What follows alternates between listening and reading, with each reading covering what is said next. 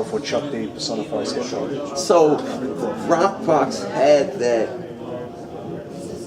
metal. Yeah, that viciousness.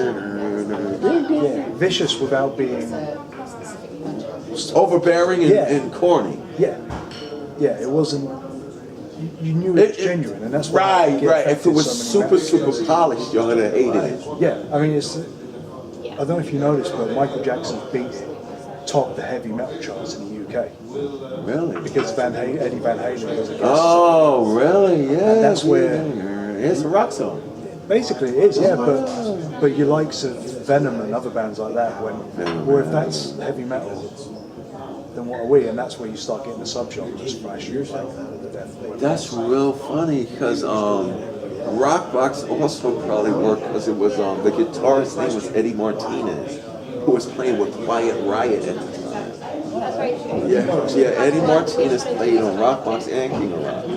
And our first producer, Larry Smith, was a bass player, so he knew all the musicians. So when he said, because originally Rockbox wasn't supposed to have the guitars all the way through it. We originally was trying to make Billy Squire's Big Beat.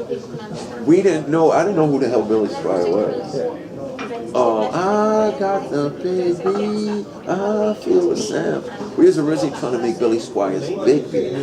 Boom, bam, boom, boom, bam, boom, bam, boom, boom. That's how the Big Beat was a break beat that we rapped over. Yeah. It was James Brown, Funky Drummer, and Billy Squires Big Beat were the two favorite hip hop break beats. Yeah, I mean, even it was a rock star. Even to this day, I mean, Eminem used Big Beat in Berserk. And Jay-Z used it for 99 Problems. We used it for our song. Here we go, DMC and DJ Run. We used the actual live version, but we didn't want to sample it. No. So we created our own beat with the DMX drum machine. Boom, bang, boom, boom, bang, boom. So the first thing that we did was put down the drum beat on the DMX drum machine, and that was the only thing that wasn't live. Our producer Larry Smith played the bass. Then he went to the keyboard. Keyboards was a big part of music in the 80s. And he put the bells on the ding, ding, shake-a-ling-a-ling-ling-ling-ling. So originally the guitar riff was supposed to come every 16 bars for 8 bars for the chorus. So when me and Run originally laid Rockbox down, it didn't have the guitars all the way through. So we knew it was going to be 16 bars, rap over beat, bass line, and bells. And then 8 bars, without no singing chorus, just 8 bars of just music and solo. So when he went and got Eddie Martinez, me and Run had left the studio. So Eddie Martinez came in, played the guitar, melodies, played the riffs, played the solos, played all of that stuff. And when they first put the mix up in the board, they just didn't edit no guitars out. Oh, this is brilliant. Because it was just psychedelic and it was noise and it was heavy, so they left it. Me and Ron come to the studio the next day, yo, y'all gotta come to the studio and hear this. Hold up, stop, no, wait, man, the guitars is playing too much. Because we was thinking from a limited rap standpoint. Yeah. Because it was supposed to be like, the typical thing with Rockbox, it was supposed to go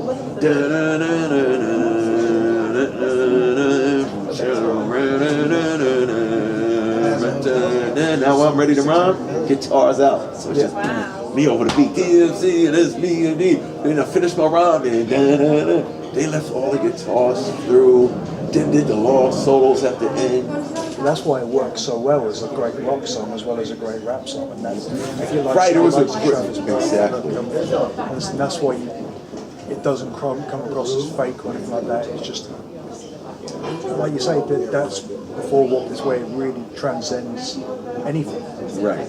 And it's fucking brilliant. And then after that, then that's 84, then in 85, when we got inducted into Rock and Roll Hall of Fame, I know there's a lot of controversy with that, but when we got inducted into the Rock and Roll Hall of Fame, the guy was like, DMC, come in, we gotta tell you something. I was like, what? He said, 1985, we did a song called King of Rock, right? I was like, yeah. It was about me and Ryan getting denied entrance into the Rock and Roll Hall of Fame. I was like, yeah, the Rock and Roll Hall of Fame didn't even exist yet. No. It was prophetic. He said the Rock and Roll Hall of Fame didn't start till '86. I didn't know that. There's the video when you're coming into the. And Larry Bud Melvin from the David Letterman show. Is that who it That's is? who it is. See, we don't really know the David Letterman show, Right. so we used to watch the video and we were like, Who's this is that guy? Benny Hill? Oh, yeah, I thought it was young guy Benny Hill. We watched Benny Hill in the States, though. Yeah. Yeah, they used to show all the shows, Channel 9, all through the 80s and 90s. Benny Hill came on. So when that happened, when I was a kid, I was never really into soul music or black music. I didn't care nothing about James Brown. I didn't care nothing about the Jackson 5. And I didn't care nothing about Sly and the Family Stone. There was just something about the sound of guitars, the Zeppelin guitars, Neil Young's guitar on that song Ohio. 10 soldiers and Nixon's coming.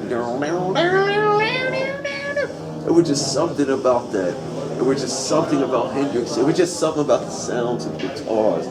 I guess because I was a kid that was in comic books, and R&B and disco wasn't heavy. No. There was just something. Rock and roll was like rock music, and metal music was like superheroes. So when we did King of Rock, my thing was, I don't want to be the king of rap. That's low expectations. I want to go for Mick Jagger and Elvis jugular. Yeah. So we came up with the idea of saying that we're the king of rock, and it's funny, all the rock guys really liked us for saying that. Because that thing was like, because remember it's 85, at that time, people still thought rap was a fad. Yeah. They thought it was going to die quicker than disco died. It was like, where you going to be in 2 years? Will you be around in 2 years?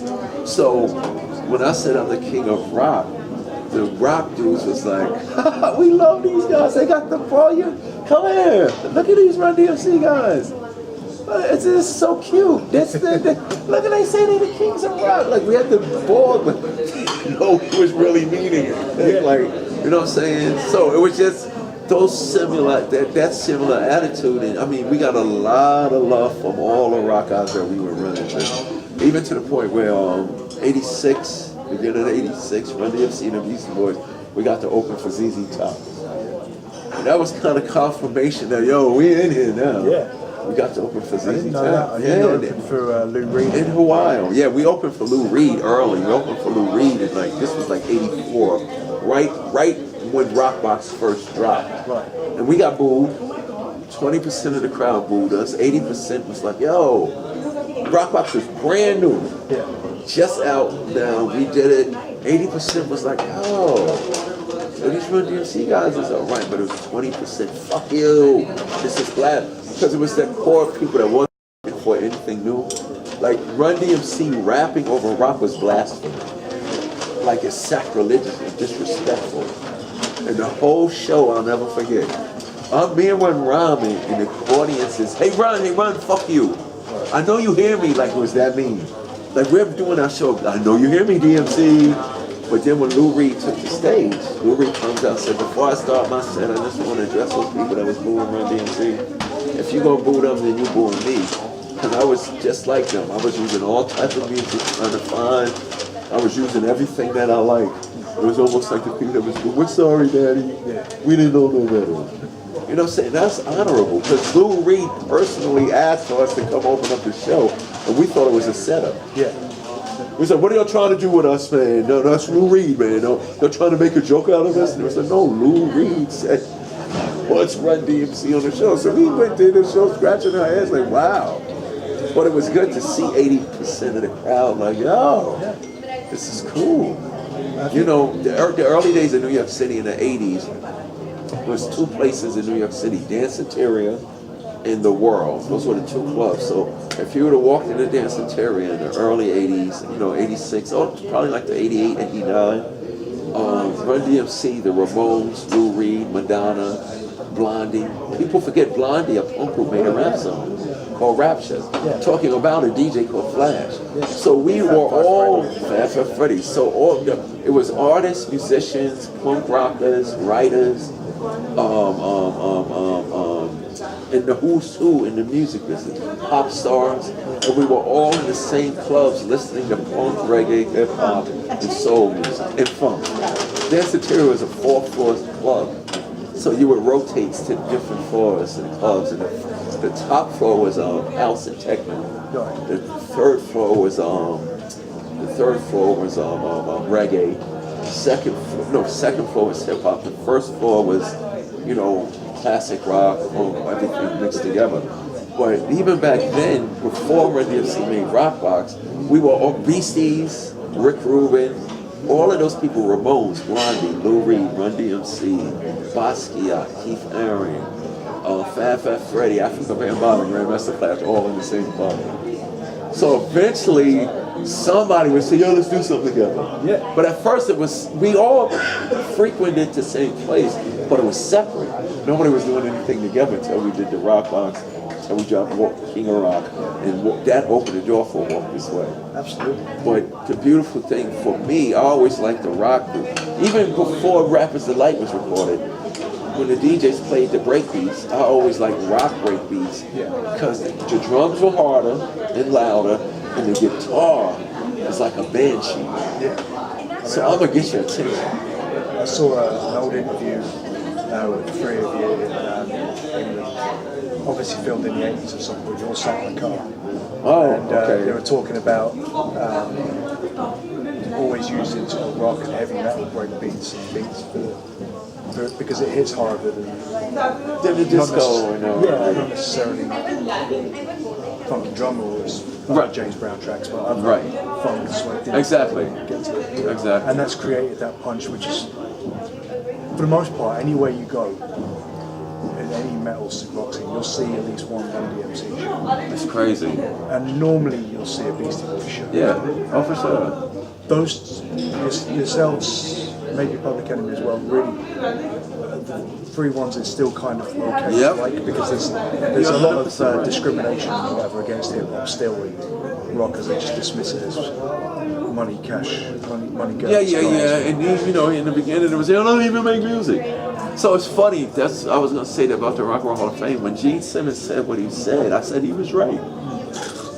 I mean, he says, maybe the way he said it was wrong, but it's not really wrong. He said hip hop shouldn't be in the Rock and Roll Hall of Fame because when the Rock and Roll Hall of Fame was created, it was created for bands. That's what he said.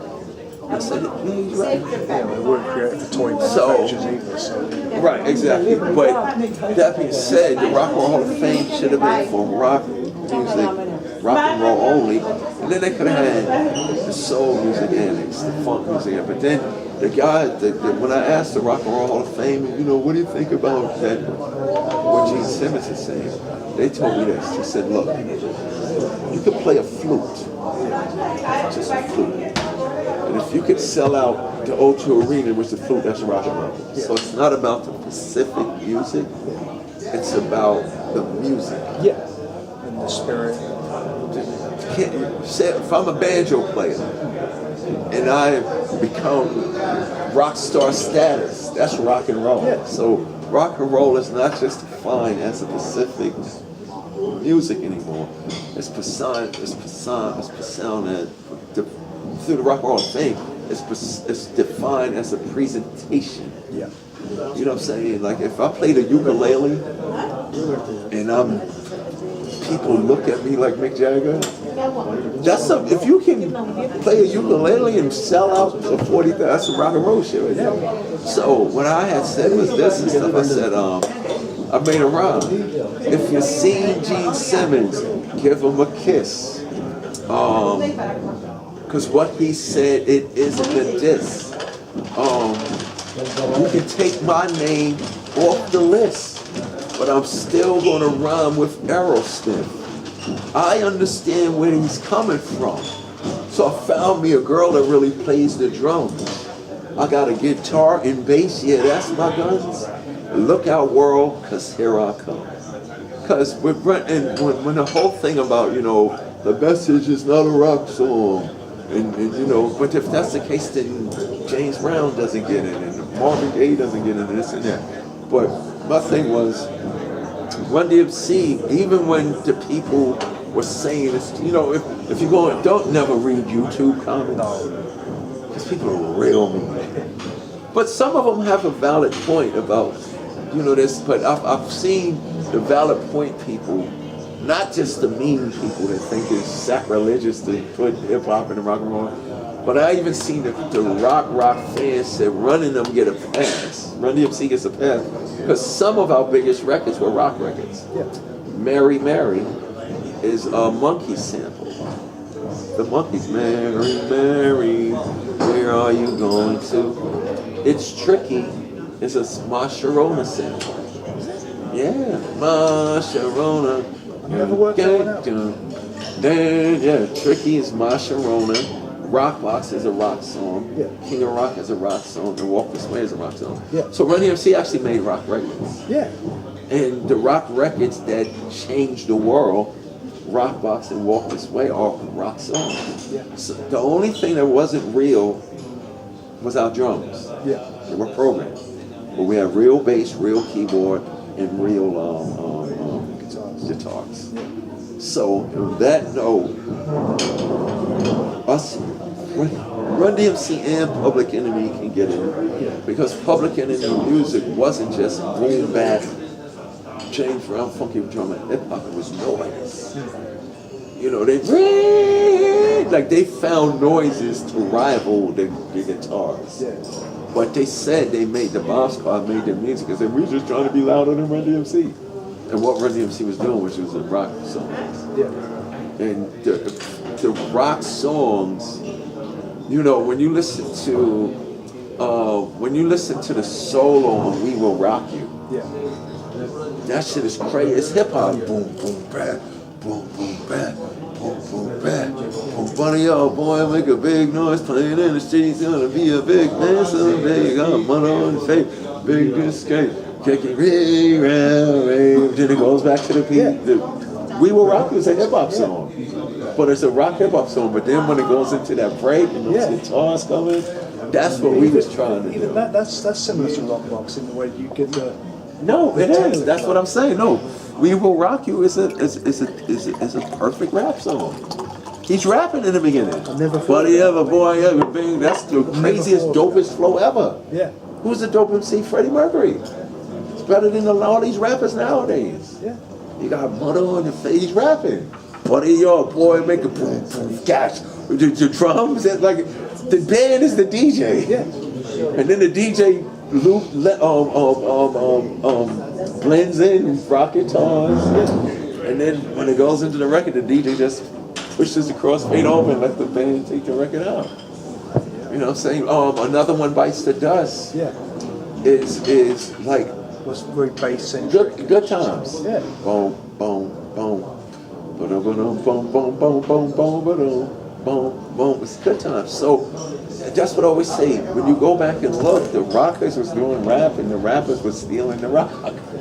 In the beginning, the rockers were making the rap songs for us. Oh shoot, I don't have to go to the studio because I'm just going to Walk This Way and this and that. But then we took that and said, yo, if we can make our music on the guitars, we can go to the studio and make it. Once we got access to the studios, we can make our own records, and I think that's what happens. That's incredible. I got to play a couple of years ago. I did at the Rock and Roll Hall of Fame. I got to participate in Chuck Berry's 82nd birthday, and it was Chuck Berry. What's the guitar player from the Isley Brothers? Ernie. Yeah. Ernie Isley, Bonnie Raitt, and Lemmy on bass. And it was the coolest thing ever. We went out there at the end and we just did like a little impromptu jam. It was the most amazing thing. And then I'm looking around, Bonnie Raitt's over there, Lemmy's over there, Ernie Isley over there. I was like, this is rock and roll heaven for me. Yeah. And then the thing that makes me go really hardcore with the music, like doing the Slaves on Dope record and the records with Rob Dukes and Chuck D had said when Chuck D got when Public Enemy got inducted in the Rock and Roll Hall of Fame, I was in the back row. He's like, D, you have to come because we're here because of you. That's not Chuck D. Okay, Chuck, I'll come. I'm like, where is it? It's in LA. Oh, okay, cool. I love a little sun. But I'm sitting back in the back room. John Fogerty, Tom Morello, Rush,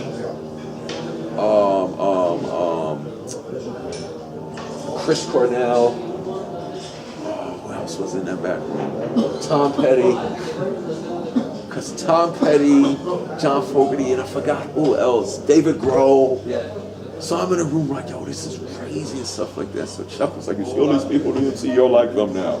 So he said, you need to make as much music with as many musicians as possible right now in your career. Because you guys kind of define.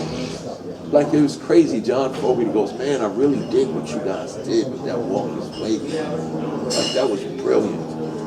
And in my head, I'm like, but you're fucking John Fogerty. Like, you're telling you, he's saying, yo, that he was impressed by that. So I'm like, wow. So the whole project thing just came about. I ran into Tim Armstrong from Rancid. He produced a record on this album. I ran into Joan Jett. She produced a record on this album. I ran into Sammy Hagar. He produced a record on this album. And it's crazy. And Sammy's funny. Sammy's like, he ain't gonna sample one of my songs. I'm not gonna do a remix. We went in and we made a whole new song. He said, we're gonna make something new. People don't want to make anything new anymore. We're gonna make a brand new rap song. So I went in with Sammy Hagar, Joan Jett, Tim Armstrong from Rancid. Ran into Travis Barker. If you ever need me to do anything, hey, you want to make a song together? Sure. We put the song together, and then Mick Mars hears it, wants to play on it. And then I got Mick Mars and Travis Barker on the record, and then Sebastian Bach from Skid Row goes, yo, could I sing on that? It's like we're a bunch of kids getting together. But for me, it's cool because Run DMC never actually participated in the genre we created. Throughout the 90s, it was always Limp Bizkit, Korn, Rage Against the Machine, Blink 182, Cypress Hill, and all those bands. But we were still hip-hop. But we brought that whole, the Rage, that, we brought it together, but we never participated in it. So I want to make direct records that not only would, because it's funny, a lot of the rock stations will play Walk This Way, but they won't play Rock Box and King of Rock. I think maybe they because it's so rapid. Yeah, maybe they wouldn't even play Walk This Way if Steve and Joe wasn't on it. Oh, glad you said that. I say two things. Originally, me and Ron were just going to sample Walk This Way and not do the record the way that y'all hear it. That would have just been a record on the album and sample Walk This Way. Then originally, we was going to do it. It was Rick's idea to do it with him. If me and Ron would have did it, just us, the same record, but no Steven, no Joe Perry, it wouldn't be what it is today. So you're 100% right by that. So I was like, okay, I got another wall. Well, no, I don't have to break the wall now. I just got to walk over here and do something. And what better way to do it than to really do it with Tim Armstrong, Sammy Hagar, Joan Jett, Miles Kennedy, you know what I'm saying? Lemmy, before I was going to, excuse me, Lemmy, we want to do, he'd have probably said, yeah, fuck yeah. Yeah, we fucking going to do it. Damn right we're going to do this. Like, and that's the beauty of it. That Walk This Way it breaks, I don't need management and I don't need the label to ask. I can just walk up to, hey, Eric Clapton, you want to, sure, I walk this way. Like, it's just something, you know what I'm saying? It's a good calling card. What have you done? I think today, you know, because, you know, with the music business, what have you done lately? Like, I hate to see collaborations for the sake of the business. Because they never work. They talk about it for 1 week, but then it dies. Something that's done inorganically, something that's done organically will last forever. People will never forget it. And that's why I'm doing it. The new album is called Dynamic Musical Collaborations. You know, I can run the DMC thing into the ground forever. That would make sense. I met some 41. Yo, Derek, man, where you at? I'm ready. We could do it. I met some 41, and they said they were young white kids from Canada. They said they heard King of Rock in that name. They told me King of Rock made us start a band. I was like, what? Because I would say they was more inspired by the Beasties or those 90s groups or whatever. They would say, no, the King of Rock made us start our band. I was like, really?